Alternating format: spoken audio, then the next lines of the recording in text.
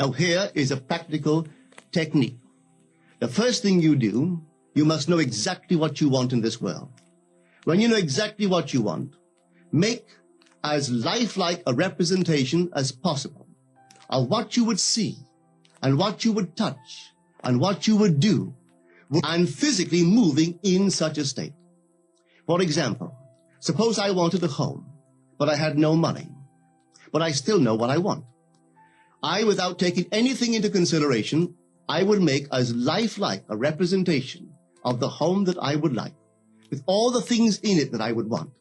And then, this night, as I would go to bed, I would, in a state, a drowsy, sleepy state, the state that borders upon sleep, I would imagine that I am actually in such a house, that were I to step off the bed, I would step upon the floor of that house. Were I to leave this room, I would enter the room that is adjacent to my imagined room in that house. And while I am touching the furniture and feeling it to be solidly real, and while I am moving from one room to the other in my imaginary house, I would go sound asleep in that state. And I know that in a way I could not consciously devise, I would realize my house. I have seen it work time and time again.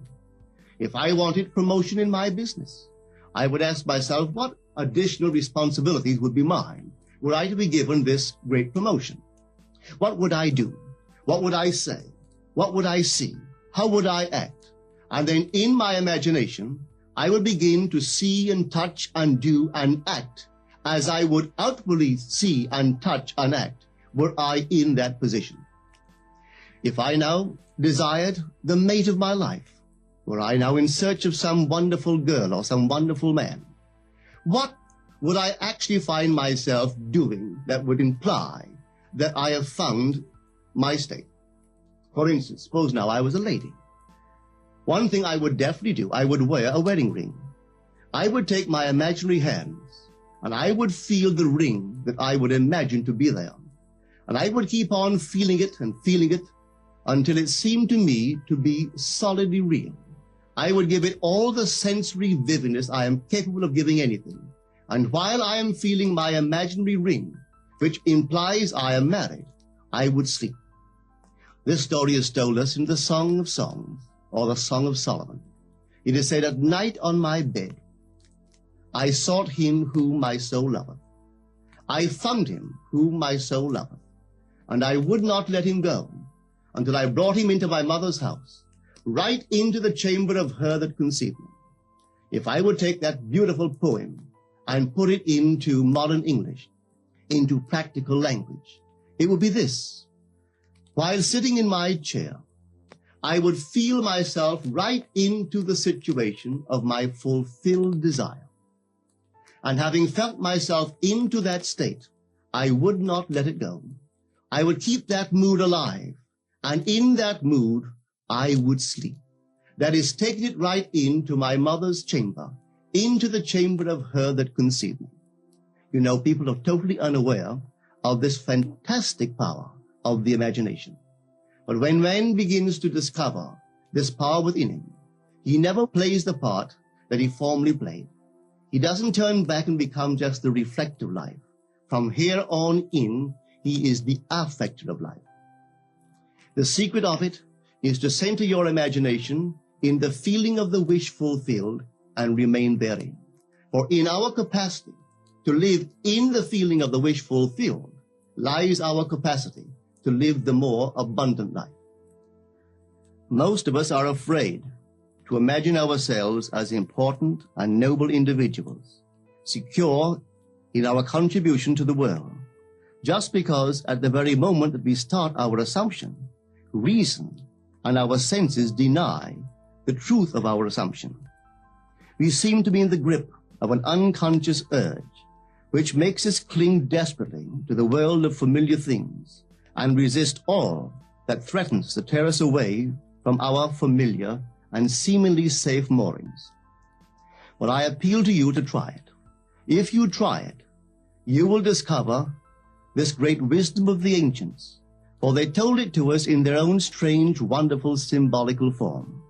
But unfortunately, you and I misinterpreted their stories and took it for history when they intended it as instruction to simply achieve our every objective. You see, imagination puts us inwardly in touch with a world of states. These states are existent, they are present now, but they are mere possibilities while we think of them. But they become overpoweringly real when we think from them and dwell in them. You know, there's a wide difference between thinking of what you want in this world and thinking from what you want. Let me tell you, when I first heard of the strange and wonderful power of the imagination, it was in 1933 in New York City. An old friend of mine taught it to me. He turned to the 14th of John, and this is what he read. In my Father's house are many mansions. If it were not so, I would have told you. I go to prepare a place for you. And if I go and prepare a place for you, I will come again and receive you unto myself, that where I am, there ye may be also. He explained to me that this central character of the Gospels was human imagination. That mansion was not a place in some heavenly house, but simply my desire. If I would make a living representation of the state desired, and then enter that state and abide in that state, I would realize it. At the time, I wanted to make a trip to the island of Barbados in the West Indies, but I had no money. He explained to me that if I would that night, as I slept in New York City, assume that I was sleeping in my earthly father's house in Barbados, and go sound asleep in that state, that I would realize my trip. Well, I took him at his word and tried it. For 1 month, night after night, as I fell asleep, I assumed I was sleeping in my father's home in Barbados. At the end of my month, an invitation from my family came, inviting me to spend the winter in Barbados. I sailed for Barbados the early part of December of that year. From then on, I knew I had found this Savior in myself. The old man told me that it would never fail. Even after it happened, I could hardly believe that it would not have happened anyway. That's how strange this whole thing is. On reflection, it happens so naturally.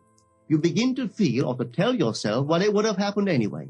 And you quickly recover from this wonderful experience of yours.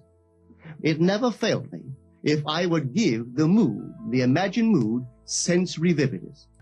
I could tell you unnumbered case histories to show you how it works. But in essence, it's simple. You simply know what you want. When you know what you want, you're thinking of it. That is not enough. You must now begin to think from it. Well, how could I think from it? I am sitting here, and I desire to be elsewhere. How could I, while sitting here physically, put myself in imagination at a point in space removed from this room and make that real to me? Quite easily. My imagination puts me in touch inwardly with that state. I imagine that I am actually where I desire to be. Now, can I tell that I am there? There is only one way to prove that I am there. For what a man sees when he describes his world is as he describes it relative to himself. So what the world looks like depends entirely upon where I stand when I make my observation. So if, as I describe my world, it is related to that point in space I imagine that I am occupying, then I must be there. I am not there physically, no, but I am there in my imagination. And my imagination is my real self. And where I go in imagination and make it real, there I shall go in the flesh also. When in that state I fall asleep, it is done. I have never seen it fail. So this is the simple technique on how to use your imagination to realize your every objective.